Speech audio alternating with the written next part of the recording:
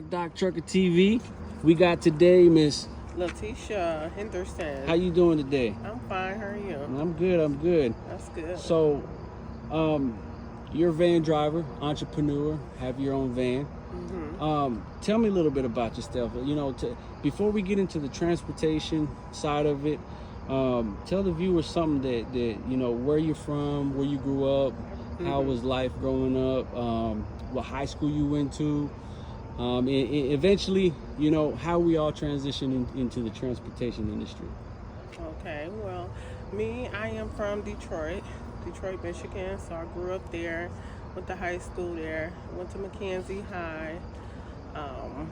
You know, I say about 35 years in Detroit and 5 years in Toledo, on and off. I started off doing healthcare, so I worked in healthcare quite a bit. You know, I always been like a group home supervisor or med tech floor supervisor.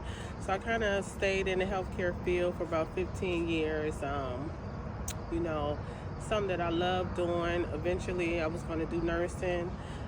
Did a little bit of nursing school, but it just wasn't there. You know, It wasn't working out. So I just came into trucking, and you know, that's where I'm at right now, and it seemed to work. It seemed to work for me. But growing up in Detroit is rough. It's rough. Oh yeah. I mean, you know, I was there today. You know, you see the ups and downs. You know, you grew up in a really rough area, tough city. You know, it's almost like you fighting. You know, you fighting out. You fighting your ways to get out. You know, you see so much, and with all the craziness that's going on today, you know, that's where we at. We in that time, you know. So me personally, I like to work a lot just to keep my mind, you know, my mind steady. So my mother, she drove trucks for about 18 years. She's an 18-year veteran, semis. So I always said, you know, well, if the nursing didn't work out, if my, you know, I did counseling work as well. So I was a substance abuse counselor, a facility I ran here in Toledo. If that didn't work out for me, I was going to get into the trucking industry. I wanted to get my own van, get on the road, and, you know, make an honest living doing that. And that's what I did. That's where I'm at. You know, of course, we all have some tribes and stipulations in life. We all go through, you know, we have our ups and downs. Yeah. But it's the fight that keep us going. For sure. You know where you want to be. You know where you want to go. So it's always that fight to strive for better. But right now, I can say, you know, just being on the road, getting a peace of mind, driving, I'm loving it. You loving it? Yes, I'm loving it. You know, you can't ask for nothing better, you know. Your office is right in front of you. I'm sitting right in my van. Yes, I'm sitting in my van. You know, I get a lot of, you know, love from other truckers over the road. I go into the truck stop. People, you know, very respectfully treat me with the utmost respect. You know, very courtesy. You know, it's all over. No matter what state you in, where you going. So I'm feeling this. I'm feeling this right now. So here's a question I got for you. So you talked a little bit about, you know, you getting into the van industry and the transportation industry. So have you ever, like, your first time getting out here, what was it like for you? I mean, like, have you ever had just, like, was it a good experience when you first came out here? I mean, did you have any scary experiences at the beginning, especially when you were learning how to do it? I wasn't so much scared because my first 2 weeks I rode, me and my mother, she, you know, pretty much showed me the ropes by her driving for 18 years. So, you know, she showed me, you know, the ins and outs. You know, we did a couple of runs together. We went down to Laredo, Texas, and you know, I just kind of learned, you know, it's a nice little drive for those who, you know, don't mind driving down there. But bad experience. I haven't experienced anything, bad for the most part. Um, but I can say, like, going to some facilities, you might have some people that might be a little bit bent out of shape or burnt out due to the fact of the job, could be stressing them out. But I wouldn't take it, I wouldn't take it personal. I just do my thing and keep it moving. So let me ask you a question. So in the van life, I know in the trucking industry, you'll see a lot of arguments in the fuel aisle. You'll see a lot of truck drivers, and I'm not gonna say it's every day, but it happens quite often. Guys will stay in the fuel aisle for 30 minutes, and other driver get frustrated or say something to them. You driving a van, in your personal experience, how is the culture with other van drivers when it comes to you guys meeting, like going? I know Laredo and the TA in Laredo, they a lot of the van drivers used to go there, but now they're charging van drivers. Oh yeah, they're charging now. If you don't have a card, or if you don't have whatever it is that they require you to have to park there, to stay there overnight, typically it's a $12 fee. Which I think is ridiculous, because up here in the northern states, you park anywhere at a TA or a truck stop and you don't have to pay a dime. Yeah. So it's like, you go down to some southern states and they require you to pay. But when I see other van drivers, it's always, hey, what's up? How you doing? Everything good? And Pretty we good kind of culture. communicate. Yeah, where you going? Who you work for? They give me a couple of names, companies, who's paying good, and the relationship is like, it's mutual. Okay. We conduct ourselves and pretty go. good then. Okay. So when it comes to the van life,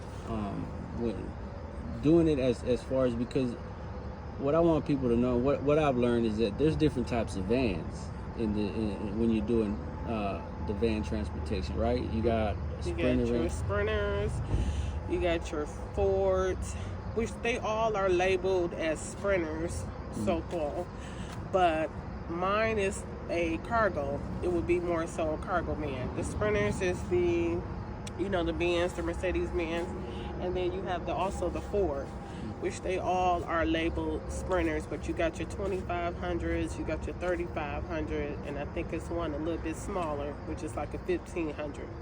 Okay. The bigger the van, the better off you are, because you can hold more freight in that van. Okay. So if you got a 3500 or 2500, which I carry a 25, you can get up to 3 or 4 pallets in that van. Okay. So tell me about an experience in we all have good and bad experiences, obviously, but have you ever been in your van and you had somebody knock on your van door and just in the middle of the night, kind of made you standoffish, and how did you approach that, and how you feel about it? Well, I done heard the stories, obviously. I done heard about the lot lizards just, flowing through the parking lot and shit. Have you ever had one come up to your door? No, not at all. No? I have seen them. I've seen quite a few walking through, maybe different color hair, but I never had anybody to give me a knock on my van, and, no. See, the minute I get to a truck stop, I immediately put up my cover in my window, so that way nobody knows who is typically behind the wheel. Okay. So that right there I kind of secure myself by doing that. So let me ask you a question. What's the craziest story you could say as far as like seeing these lot lizards? Because I've seen some funny ones at a truck stop. I've seen some that were just like, you're wrong for that.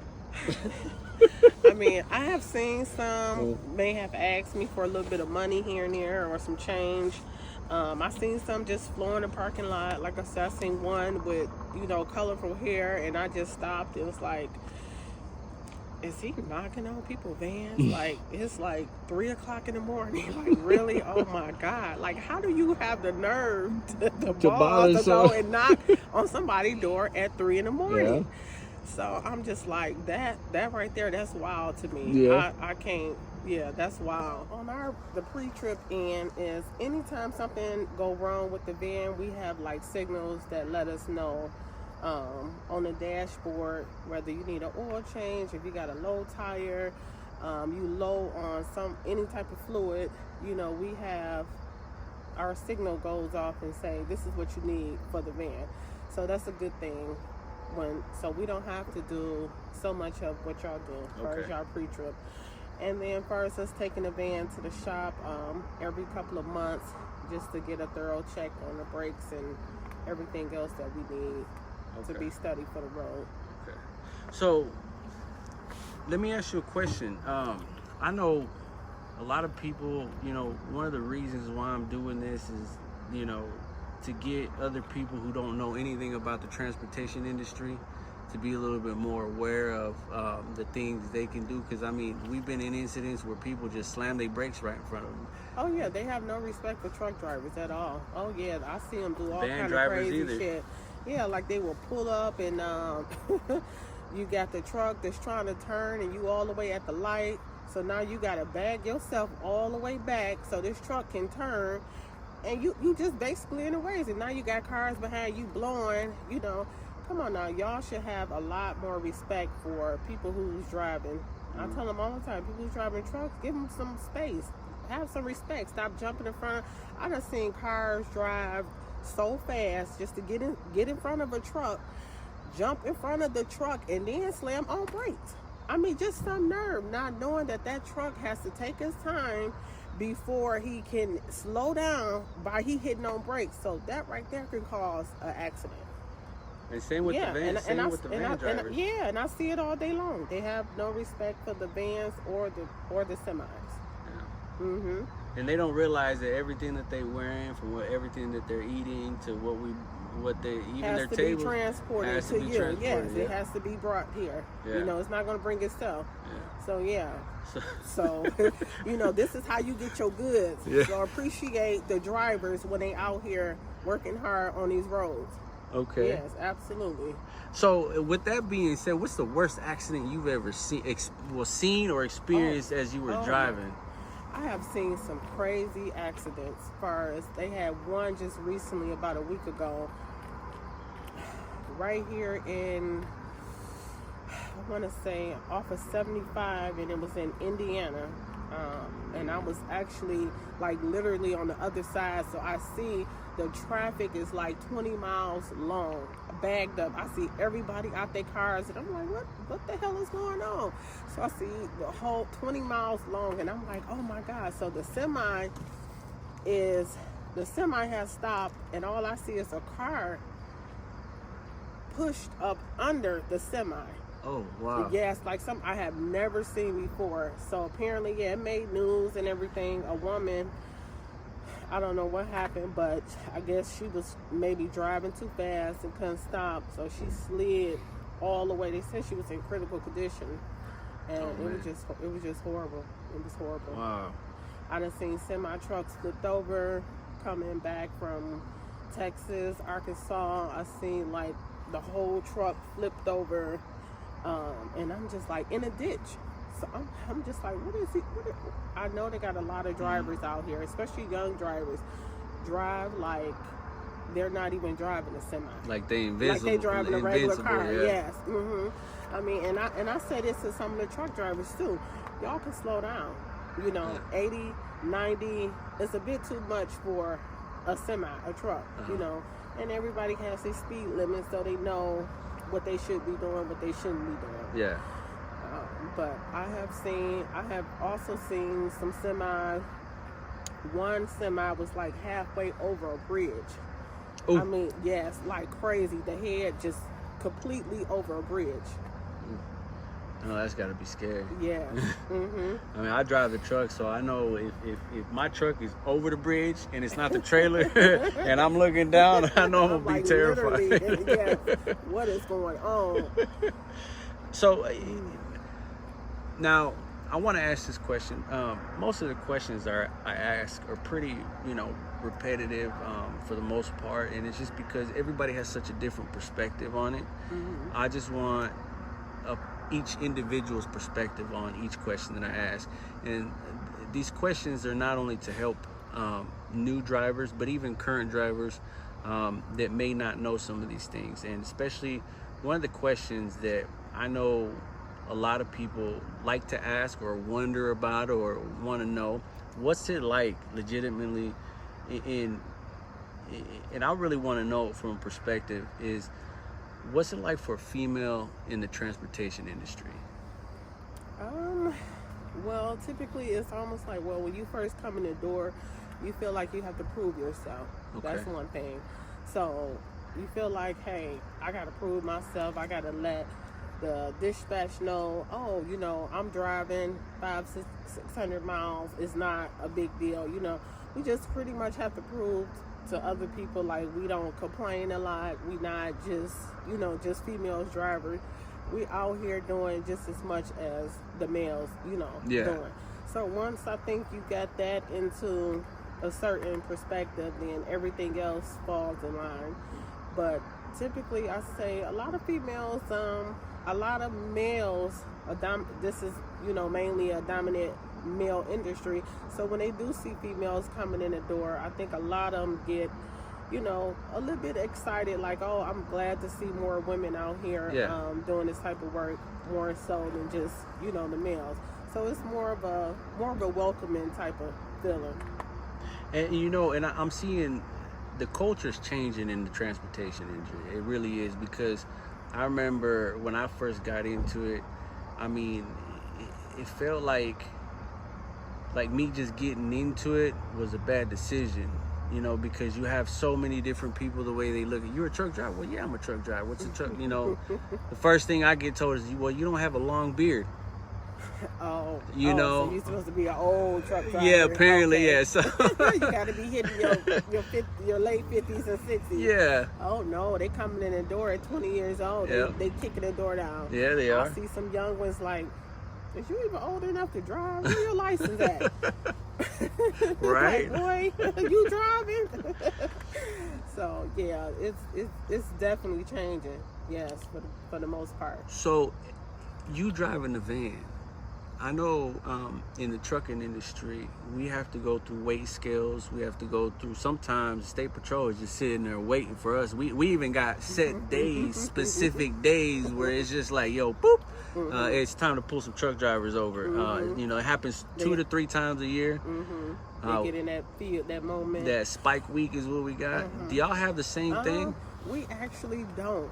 You that don't? I can say we do not. We don't go through scales. Only time we stop in the mix of where you be going in like Canada, or you coming back from Laredo or something. They might want to weigh in and check your van. With the border checkpoints, at the right? border check, right? Okay. But anything else, as far as like, I don't even get pulled over by any, state troopers or cop. I guess a lot of times they look at these vans like they vehicles. Yeah. They don't really typically look at us as if we hauling off, transportation. big materials, right? Okay. So for the most part, yeah, we don't. So I want to dive in a little bit more with you about women in the industry, transportation, because the biggest difference I've seen in the van and trucking industry is, obviously in the truck we got a bed, we got a place to put a microwave, we got a closet. In the van industry, especially you being an entrepreneur, having your own van, what is something when women get into the van side of it and decide they don't want to go into trucking, what are some of the things that you can tell them that they should bring with them to be prepared for this industry? Yeah. I would say like maybe getting a generator. If you're a person that needs like air, especially when it's hot, if you're not a summer baby, or you don't care too much for the heat, then I would definitely say get a generator so that you can run it during the hot summer months. Even when it gets cold, you're going to need that heat. You got to have your heat going, or if you just want to buy a small heater that would last up to 10 hours, I would say invest in that. Now, as far as like, if you want a small refrigerator, you can put a refrigerator in here. Some people got their hot plates where they cook their food on their hot plates. They got their coolers. Whatever is going to make you comfortable in your van while you're driving, then those are some of the items that you would prefer. So I know the little bit I know about van, and this is why I want to interview more van drivers and talk to more van drivers, because I mean, y'all kind of make me feel like I need to be a van driver and just step away from the trucking industry. Oh yeah, come on, see how you like it. A lot of people say they switched over to the vans and they don't want to go back to the trucking. I done heard a couple of males tell me that here just recently. Like, okay. Oh yeah, I like the whole van. It's like, well, y'all don't get stopped at it's certain, y'all can go pretty much everywhere. Mm-hmm. With the trucks it's only limited, Yeah. Places that y'all have in limited spaces. Mm-hmm. But with the vans it's like you could just flow through everywhere. So when it comes to owning your own business, in this economy right now, what is some advice you can tell the new van drivers coming into this industry right now, and something that they can it'll help them in their journey, and things that they should know? I would just pretty much just tell them, with the gas prices going up and down, get an electric van. No, I'm just kidding. Get an electric van. That would be nice to have, but Right. you only be driving about 400 miles before you have to recharge it up again. You'll be mad. You'll be kind of pissed off, because it's too much downtime. I would say, like, even when you get in the freight and you get in the loads, you have your days where some days you might get more loads than normal, and some days it might be slow where you might get one load, one run, and maybe paying you $200 to take this load 150 miles. So you kind of have your ups and downs, and then you might have a day where you take a run and make $600-700 a day. So it kind of flows, and the mix of that. But I would just say, have thick skin, keep doing it, don't give up. There's money out there to be made. I know the gas price is a little bit steep right now, but you can go to certain cities, and certain cities have some low cost fuel prices. Okay. And Ohio is one of them. Ohio? Okay. They got the cheapest gas. How much you think they need to start off, just to get out here? Obviously, they have to first get through the first hurdle, which is getting the van. But how much should they have to be prepared and come out here? Me personally, I had like maybe a little bit of startup costs. I would say maybe about $3,000 the most, just like in pocket. I just say $3,000 the most, because I know a lot of people don't have money, like that. And if you're going to come in, instead of leasing your van, make sure you buy your van. So when you go to a dealership and you do a purchase, make sure it's always a buy. Because if you start off with certain companies might not want you to come in with a lease van. Okay. And I have seen some of them say That's that due to certain particular reasons. So if it's a buy van, then you're good to go. Okay. So what about dispatchers, though? I mean, first off, let me start off by saying this company, so far, the two dispatchers that I work with, hands down, I've been doing this since 2016, and this is the first time I've had dispatchers that, in all honesty, I mean, I wouldn't change them for the world. Now, in the van, I know y'all have more than two, if I'm not mistaken. Y'all have several of them. How is your relationship? We run about 6 of them. I have maybe between 4 and 6 that call me. Okay, and the relationship with the dispatchers, how important is it? You know what I mean? Like, it's very, very important to keep a positive attitude with your dispatch, because you got to think at the end of the day, they're the ones who's pitching you those loads. Yeah. So if you're going to be on the phone, you got an attitude, whenever it's pissing you off, you don't want to be talking crazy to your dispatch. Yell at the bird outside. Yes, because he's gonna call you with the most shittiest load that don't nobody else want. Right. Okay. So you're gonna be a little upset behind that. So you kind of want to keep a positive attitude, you know, with your dispatch. You know, I have a good relationship with the dispatch here, so I don't have any issues, which is a good thing. But I have worked with some that can be a bit nasty and can be, you know, a little bit uptight. So I try to avoid that. Okay. Now, I know earlier we talked about shippers and receivers. Tell me a little bit about it. Tell me an experience. I want to know an experience where you were just like, really? Come on now. Well, in your opinion, what do you think shippers and receivers in these companies? I know some of them, you go to the yard and you like, look, I'm coming to pick my load up. That's all I want to do is pick my load up and be on my way. That is it. You know, you come in there, you got a positive attitude, and then you got some of the workers could be bent out of shape or be having a day. So I remember one day I had pulled up and got all my paperwork and everything, and I was finna get my van loaded, and I was parked up in the roll-up. We go through the roll-up doors, and then I had a hollow driver just come out, a guy, and he was like, oh, can you move your van? And I'm like, well, I am about to get, you know, loaded up. So, but he just had the most nastiest attitude, like, well, can you move your van? Like I was just blocking his way. Oh, wow. So I'm like, okay. So I politely just moved over, you know, because I don't want no issues coming to the shipper, and, you know, because I might come here 3 or 4 times a week, who knows?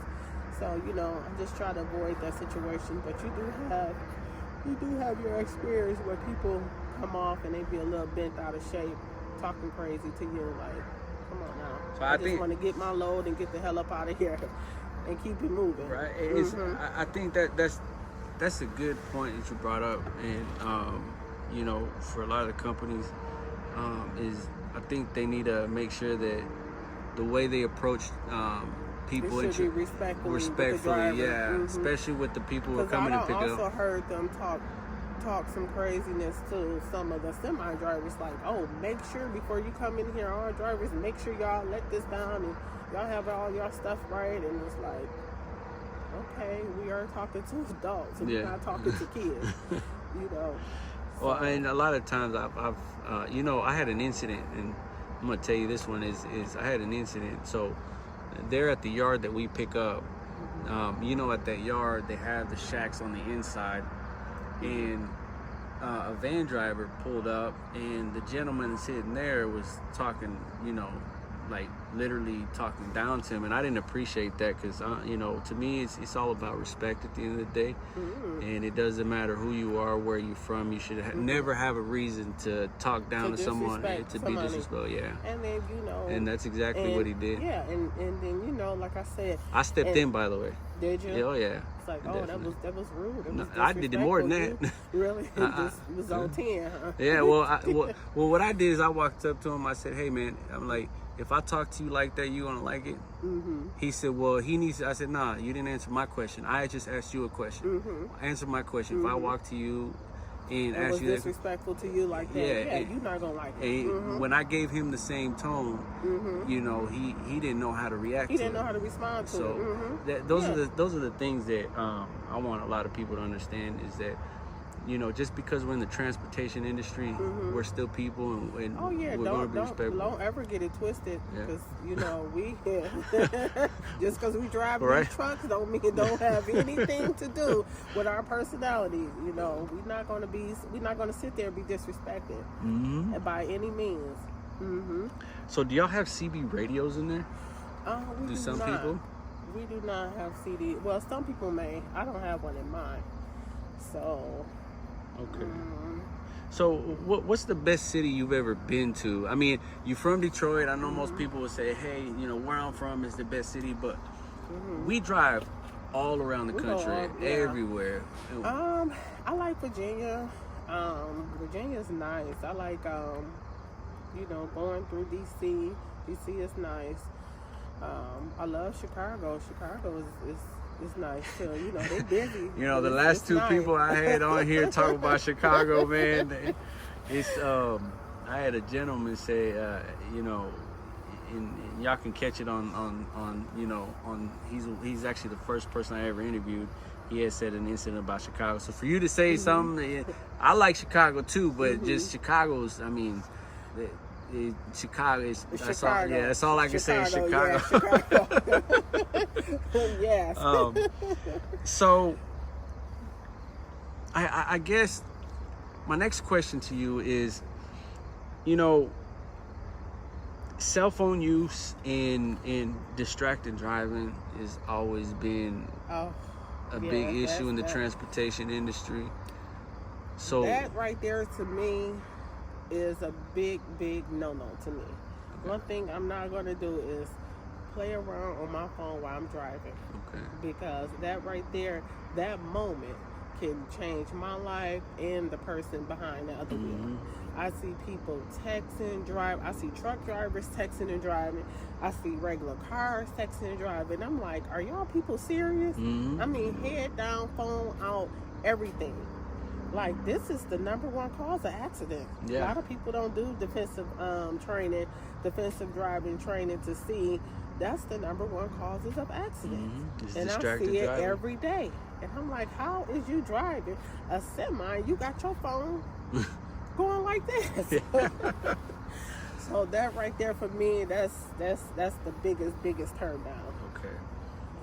And just for the people out there watching, for the most part, you know, it's like with any industry, you got your good apples and your bad apples. I want to say that most people in the transportation industry, you know, they try to be as, you know, try to do 100% follow the rules, because, you know, we all know what can happen behind that wheel. Oh yeah, we done seen incidents where people is in court and facing life sentence for causes of bad accidents. You know,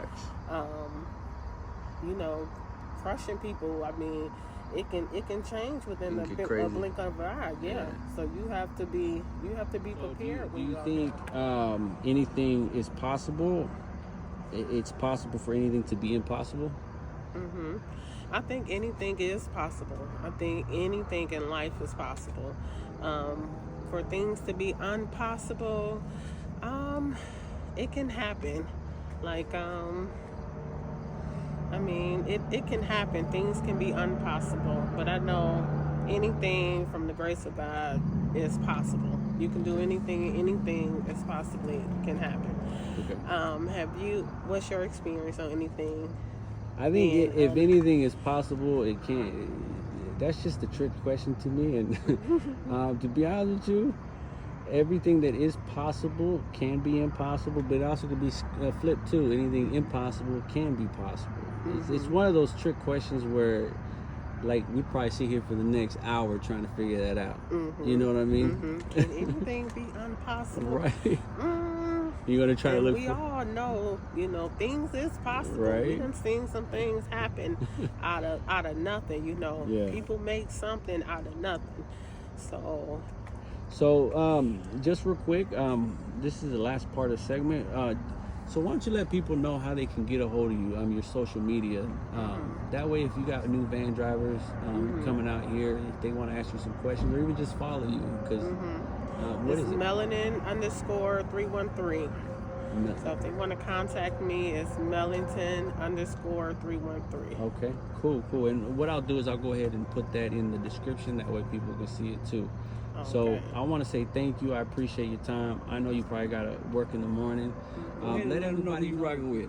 Y'all make sure y'all check out Rock Doc Trucker. Make sure y'all check my boy out. Let him know how the road is going.